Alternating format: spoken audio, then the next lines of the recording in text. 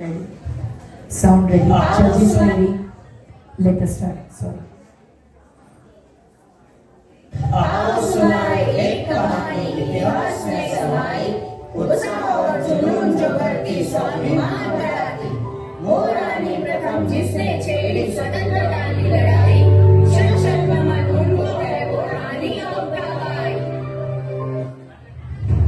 इतिहास के पन्नों में कई रानियां हुई, लेकिन एक ऐसी रानी थी जिसने न केवल राज किया बल्कि समुद्र की लहरों पर भी हुकूमत की। तुलुनाडु की शान रानी अबक्का चौटा। और तेज अबक्का शत्रु कभी बताकर वार नहीं करता।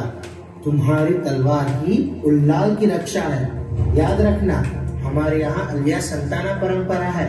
तुम सिर्फ एक राजकुमारी नहीं, भविष्य की रानी हो। मामा जी, मैं वचन देती हूँ, जब तक मेरी नसों में रक्त है, कोई विदेशी उल्लाल की तरफ आंख उठाकर भी नहीं देख पाएगा।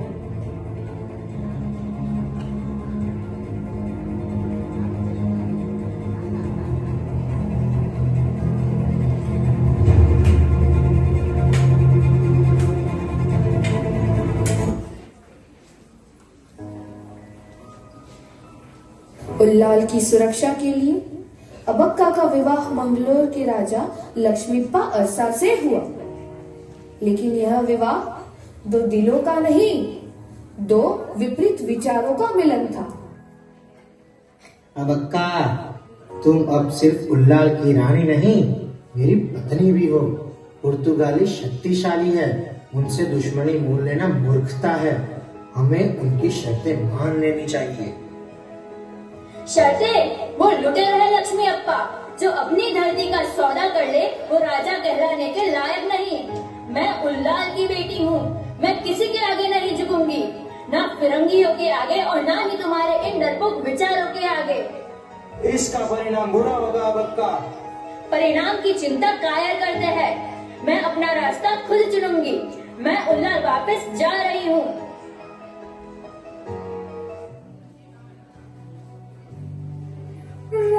रानी अबक्का, सुना है तुमने अपने पति को छोड़ दिया। अब तुम्हें बचाने वाला कोई नहीं।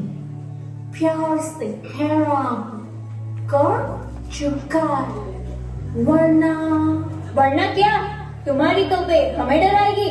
सुन लो फिरंगी, हम मसालों का व्यापार करते हैं, लेकिन अपनी आजादी का नहीं।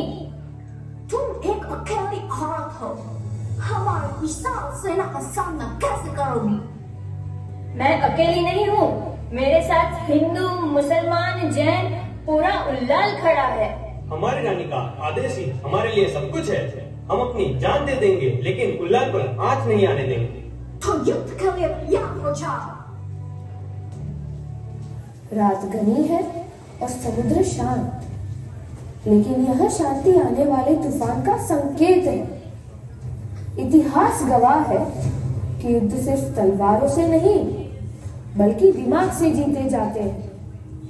एक तरफ पुर्तगाली है, जिन्हें अपने बारूद और तोपों पर घमंड है, और दूसरी तरफ है रानी अबक्का, जो जानती है कि जब दुश्मन ताकतवर हो तो वार शक्ति से नहीं, युक्ति से करना चाहिए। तो आइए देखते हैं उस काली रात की घनी योजना। क्या सच में पूरी सेना ले जाने की जरूरत है? वो बस एक औरत और मुट्ठी में किसान सिपाही हमारी एक तोप की आवाज से ही भाग जाएंगे। तुम सही कहते हो, लेकिन मुझे सिर्फ जीत नहीं, मुझे उसका सिर चाहिए। सुबह होते ही हमारे बड़े जहाज तट को घेर लेंगे। उनकी तलवारें हमारी बंदूकों के सामने खिलौना है।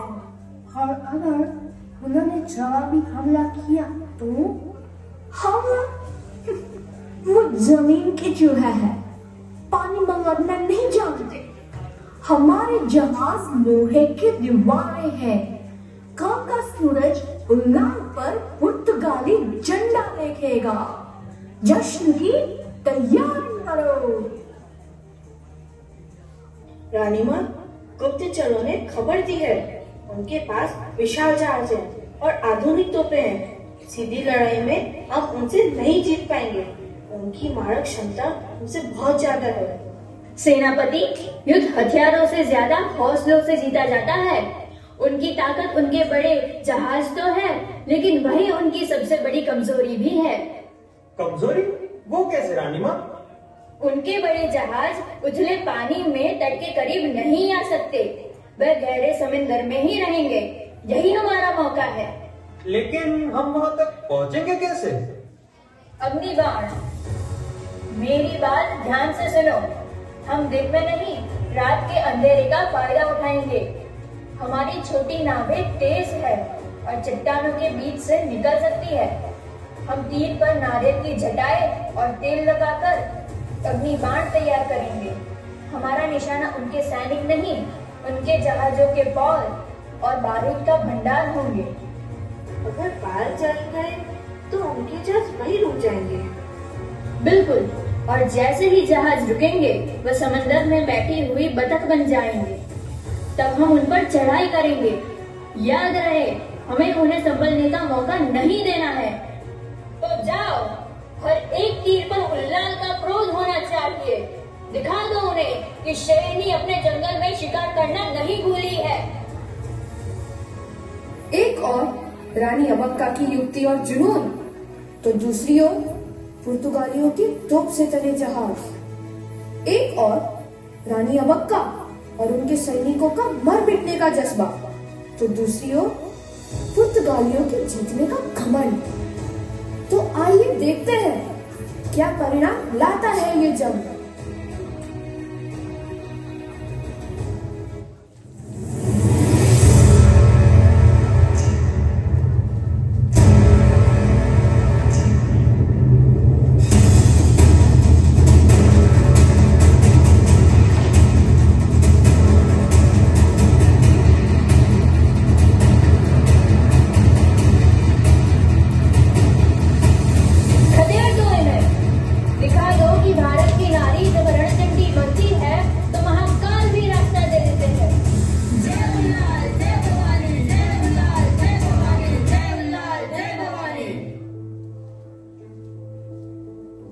अबक्का को युद्ध में हराना नामुमकिन है, लेकिन उसे अपनों ने ही धोखा दिया तो मैं तुम्हें उल्लाल के किले का गुप्त रास्ता बताऊंगा।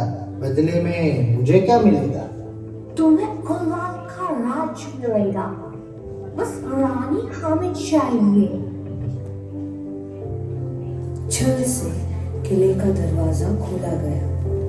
रात के अंधेरे में हमला हुआ। शेरनी को धोखे से कैद कर लिया गया।